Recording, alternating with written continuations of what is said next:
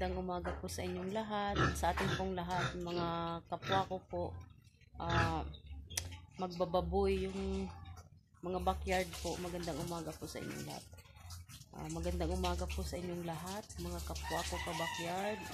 Ako po ay nandito ngayon sa kulungan ng aking mga baboy. Kasi po, nag-ayos kami ng tangkal na naman dahil pinaayos ko yung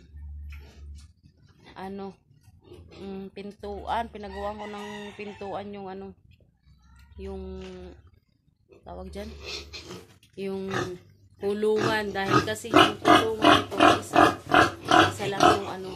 isa lang yung pintuan ng kulungan, kaya pinadagdagan ko para hindi ako nahihirapan, kasi medyo dismayada ako kay Mama Pig. Si Mama Pig kasi ay hindi napuruhan doon sa yan sinasabi ko, pinaayos namin yung kabila kasi walang pintuan ayan pinatibag ko sa asawa ko. Ayan.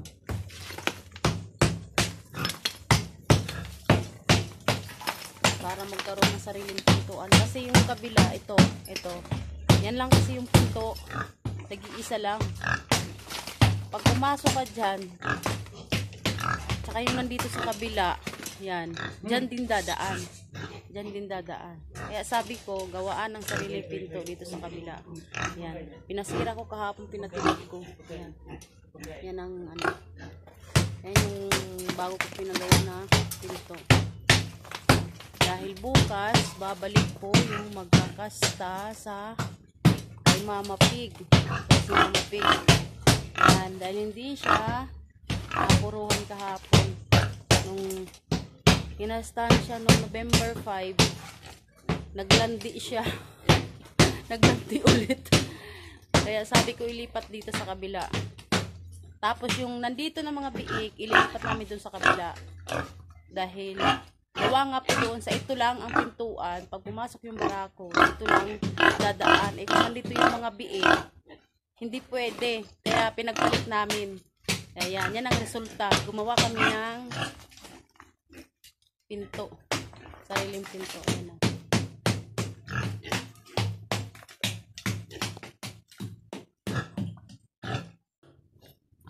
Pinagpalit po namin yan mga kabakyard, kasi nga po, medyo nakakadismaya dahil si Mama Pig hindi siya napuruhan nung siya tawag doon, yung pinabulugan namin. Bali, uulitin ko bukas. So bukas po, pupunta dito yung magbubulog. Kaya pinagpalit namin sila dahil wala nga pong maayos na daanan. Yung pintuan, hindi po kasi yung pintuan nila, hindi po magkahiwalay.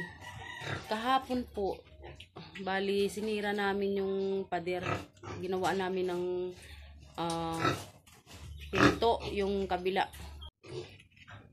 Yan po, sa mga walang sawa pong nanonood sa aking video, maraming salamat po sa inyong suporta sa akin. At yun lang po, dito na po natatapos ang aking video. Bye bye.